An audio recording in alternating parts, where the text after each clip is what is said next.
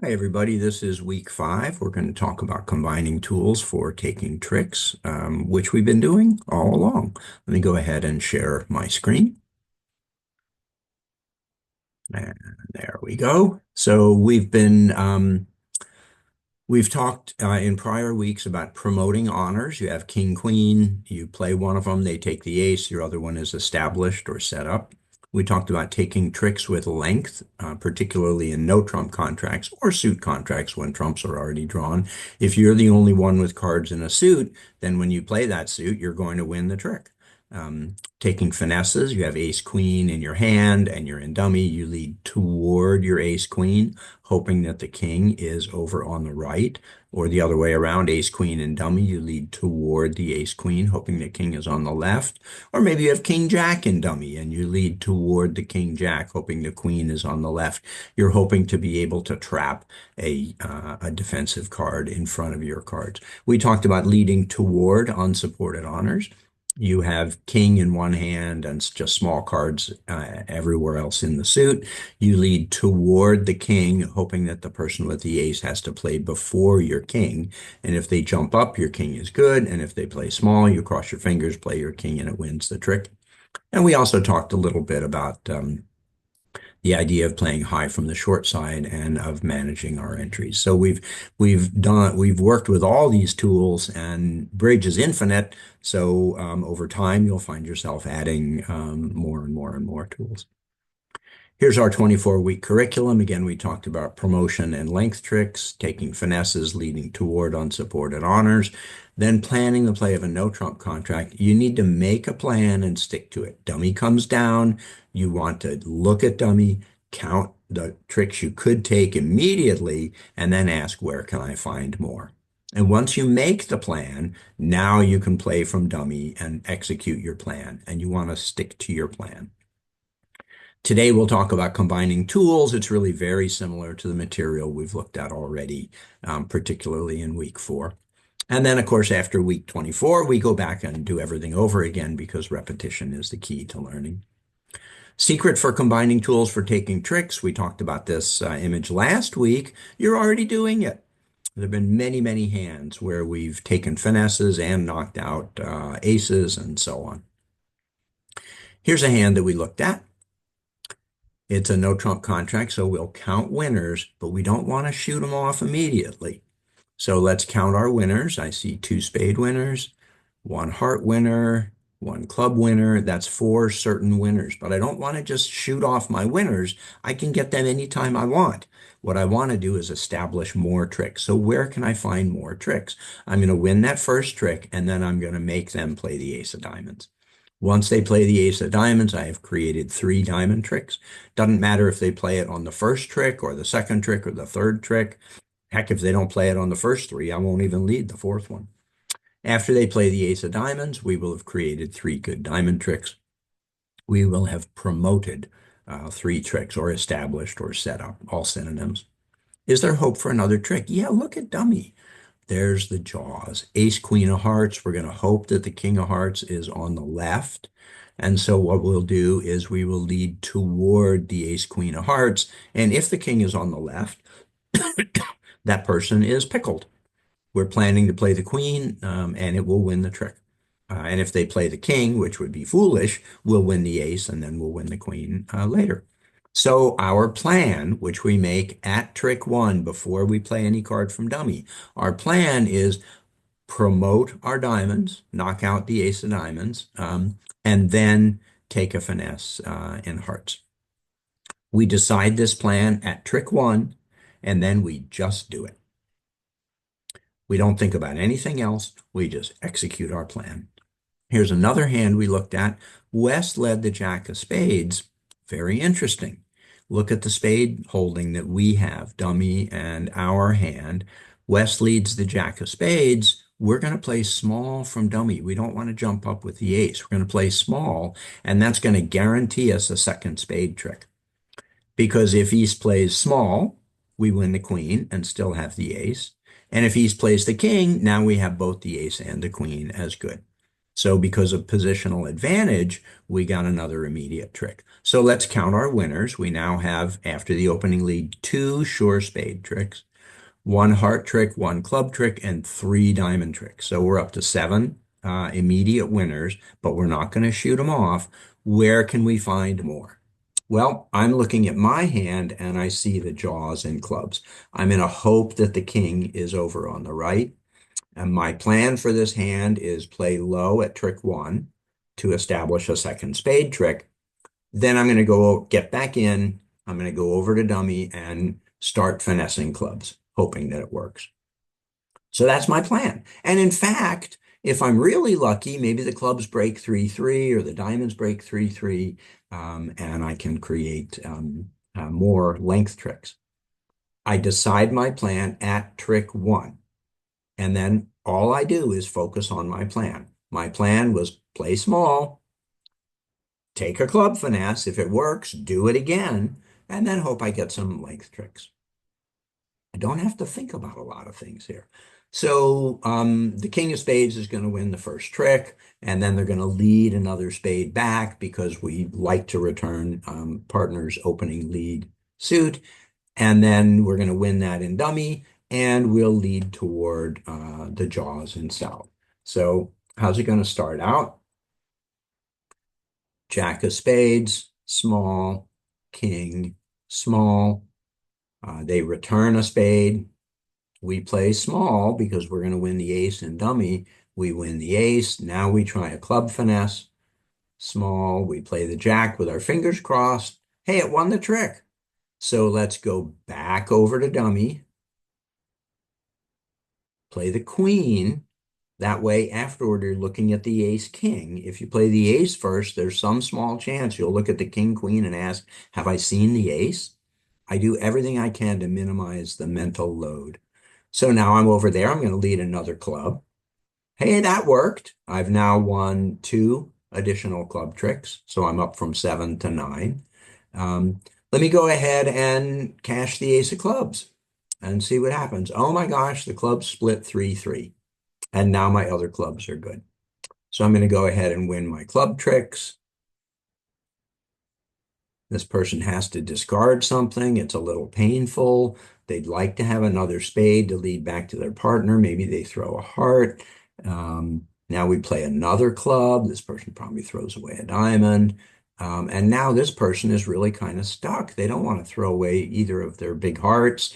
They would like to keep the two of spades to lead back to partner later on. But they're also looking at dummy and they see they have three diamonds. And if dummy plays the ace king of diamonds, holy smoke, they have to hang on to their third one so that dummy's diamonds don't run. So this person can have to throw away their spade and they don't have a spade to lead back to partner. And then we'll go over to dummy and take our couple of diamond tricks and we're happy campers. We made 11 tricks, I think. So I hate having to discard on defense. Whenever I'm on offense as declarer, I love it when I make the defenders have to discard. Oops. Here's another hand. This is a suit contract, but it's worth using as an example of how we can combine tricks. Opening lead is the Jack of Hearts. I'm looking at Ace, King, Queen of Hearts as winners, Ace of Diamonds as a winner. Gosh, Ace of Clubs is a winner, and I see the jaws. Opening lead gave me a free finesse in clubs. No matter where the king is, and no matter what this person plays, I'm guaranteed two club tricks. So that's pretty cool. So things are looking pretty good. I'm also looking at the diamond suit. Gosh, there's jaws there. I can start leading the 10 of diamonds from dummy and finessing, hoping that the king is on the right. And finally, when I look at this, I'm looking at the unsupported king of spades in dummy, and I'm thinking, wow, there's so many things to think about. So I've got my free finessing clubs. I don't have to worry about that. That trick is maybe going to come around like this, small. Maybe they play small. I win the queen. Um, Now I'm going to go ahead and think about what comes next. Gosh, I'm going to lead toward the king of spades. That's my plan. I'm going to win the first trick. That gives me two club tricks. And I'm going to lead toward the unsupported king, hoping the ace is in West. And kind of a miracle happens here. When I lead that spade, um, if West jumps up with the ace, now my king is good and I can throw away my club loser. And if West plays small, so let's pretend they didn't play the ace, they play small, I play the king and it wins the trick, and now I don't have any spade losers. So this is a really interesting, wonderful hand. The way we'd play the rest of this hand is lead toward the king of spades, and then after that, we're going to call trump, and we want to end in dummy. We want to play the ace queen first and the king third. This is an example when we don't want to play high from the short side because we need the king of hearts as an entry to dummy. Why do we want to be in dummy? And the answer is that's where we're going to start finessing in diamonds. Whoops, wrong button.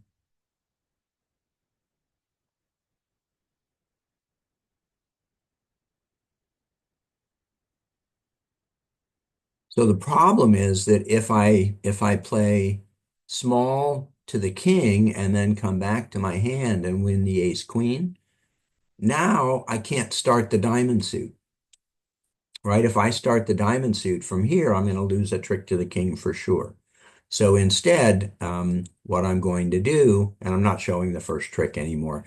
Instead, what I'm going to do is I'm going to win the first two heart tricks in my hand, and then I'm going to lead over to dummy. And now they're out of hearts. And now I can start the diamond suit. This person will play small. Hey, I won the trick. I'll do it again. And now I'm capturing the king. So the plan was to win the first trick, lead toward the unsupported king of spades, call trump ending in dummy so that we can take our diamond finesse from there. Notice that not only are we capturing the king, we're setting up tricks via promotion. So we have positional advantage, free finesse, finesse, promotion, all sorts of stuff on this hand. Again, we want to end in dummy when we call trump so that we can take the finesse. That's called managing your entries. Will you have a hand where you start with the king and then take the ace queen and go, oh, shoot, I'm on the wrong side? Yes, probably do that 10 times. And then you'll start to recognize the situation and realize you want to take ace queen first and then over to the king so that you can take the diamond finesse. And again, this hand was much more complicated than the others. You want to decide your plan at trick one and then just do it. Win the club, lead the spade. If they take it, you get back in, call trump, and start the diamond finesses. You actually have a tremendous number of tools at your disposal. Promotion, length tricks, friendly distribution, the suit breaks evenly in the defender's hands, finesses, and leading toward unsupported honors. If you use these really consistently, you'll be competitive as a declarer with many people who are kind of self-described intermediate players on BBO. These are the hearts of declarer play. And if you look at the dummy, make a plan, and execute the plan, you'll be really comfortable and you'll find that you do really well. It's just a matter of time at the table so that you recognize situations without having to use too much of your forebrain. The more this happens in your reptilian brain, the better. And it's important to have confidence. Yeah, is it hard? Yeah, declare play is ridiculously hard. But in a lot of hands, you can come up with a pretty solid, straightforward plan and just do it. And remember, it's only a game. There's no broken arms, there's no bloody noses. And if you have a disaster on one hand, there's always another hand. And I remind myself that the only time I really learn something in bridge is when I make a mistake at the table and then go, oh, I could have done that differently. So that's perfectly fine. Couple more things you've already heard. 3-note trump contract by South. Spade winner, heart winner, club winner, that's 3. and look at the diamond suit. That's a gorgeous diamond suit. We can take 7 diamond tricks.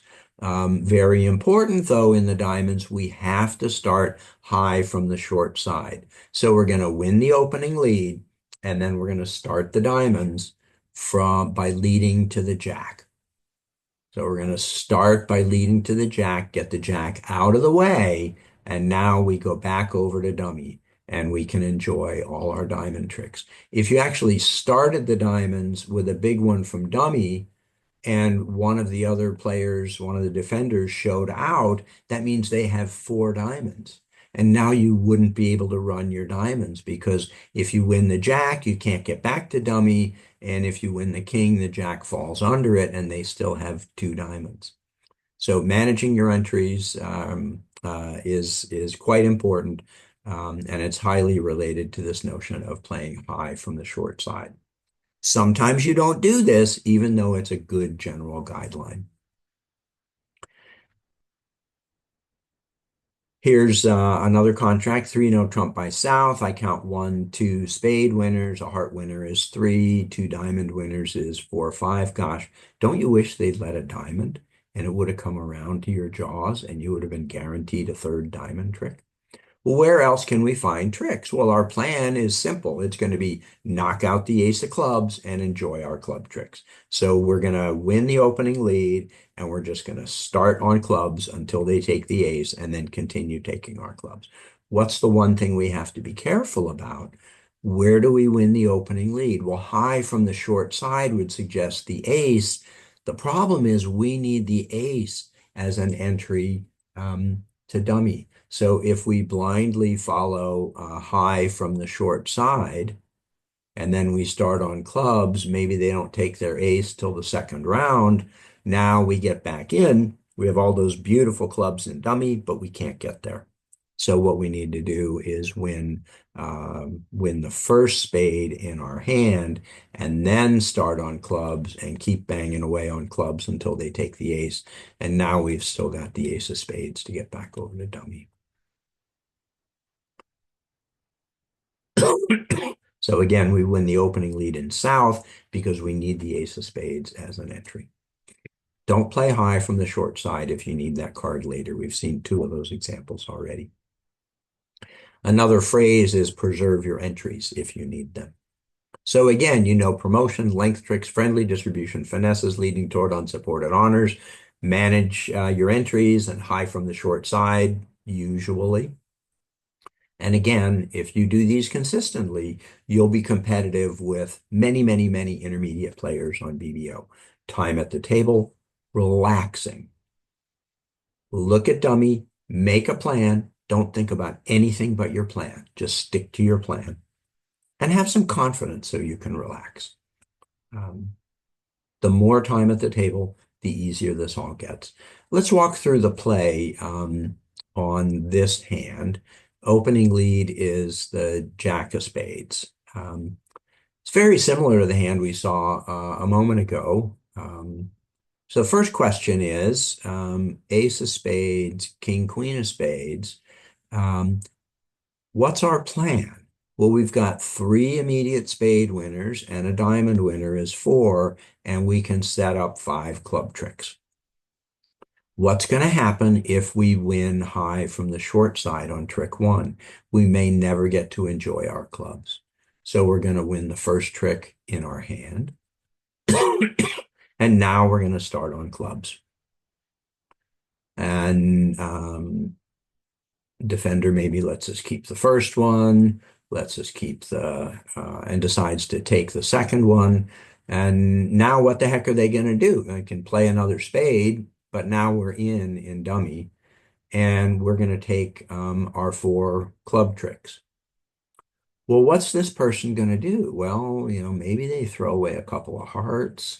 Now they're starting to feel the pain. Maybe they throw away a spade. Maybe they throw away a diamond. It's really hard to discard. This person wants to keep her spades.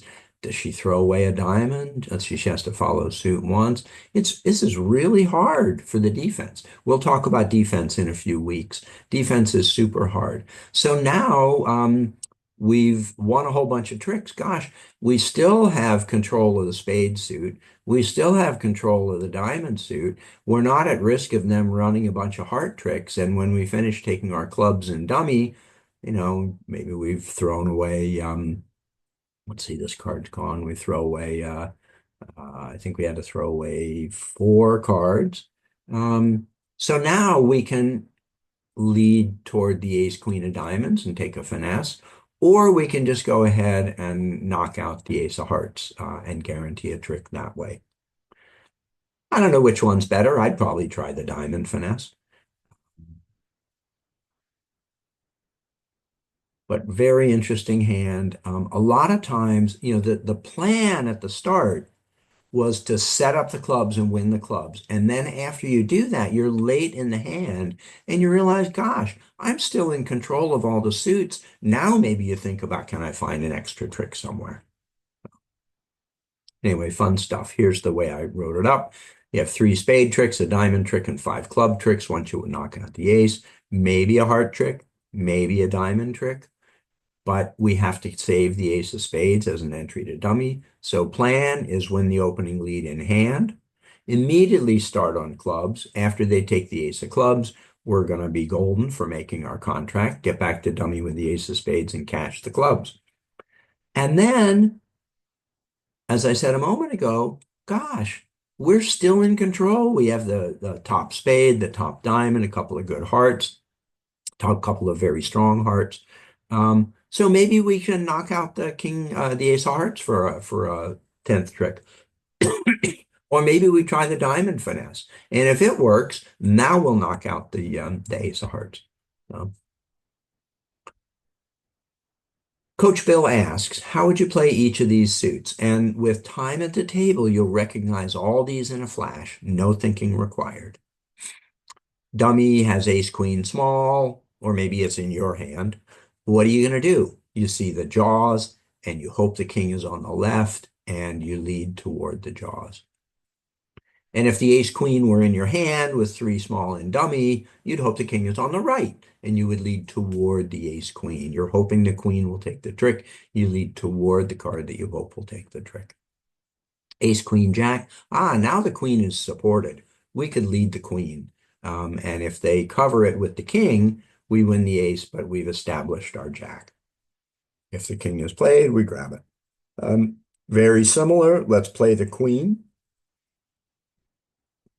I'm going to lead the queen, not a little one, because if the queen holds the trick, I'm still in my hand and I can repeat the finesse. If I played a small one and the 10-1, I'd have to come back to my hand in some other suit. So I'm trying to keep the lead where I am. And this suit is similar. What I'm going to do here is I'm going to plan to finesse, hoping the king is on the left. I'm going to start with the 9. The queen, jack, 10, 9, they're all the same card, right? I'm going to start with the 9 and play the little one under it. And if it holds the trick, if the king was on the left, now I can lead the jack. I'm still in the right hand to repeat the finesse. I'll lead the jack and play the 10 under it. And if that finesse works as well, now I can lead toward the ace queen. I didn't have to come back to my hand.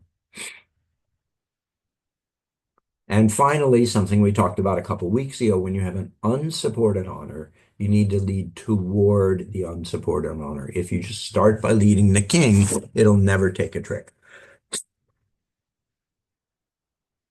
And another very similar situation, ace and 2 small, queen and 2 small. This is the situation where when I was a teenager, I would lead the queen and my brother would yell at me for being such a fool. In this situation, we do not want to lead the queen because it's not supported. We have to lead from the north hand toward the queen, hoping that the king is on the right. Here's the 10% to remember. Relax. You know a lot. You know promotion, length tricks, friendly distribution. In other words, a suit breaks and you have a chance to take those length tricks. Winning finesses and leading toward unsupported honors. We also have talked about high from the short side and managing your entries. It's a lot of things on this list, but I think most of them are getting down toward your reptilian brain. Newer players, and I count myself, back in the day as one of those, newer players forget that you need to lead toward unsupported honors. So again, with this holding, you lead toward the queen. You don't lead the queen itself. You lead toward the queen, hoping it can win the trick. At the start of a hand, make a plan and stick to it. And time at the table is the key to solidifying all these things. One reminder, a crucial time to lead toward an unsupported honor. It's not uncommon to have a trump suit that looks just like this. You and partner have found a 4-4 heart fit, but you're missing, the king, jack, 10. What do? You can't lead the queen. So what you do is you start by playing the ace and then lead toward the queen. And what you're hoping for is a typical situation like this. The king is on the right. Here's what's going to happen. You win the ace.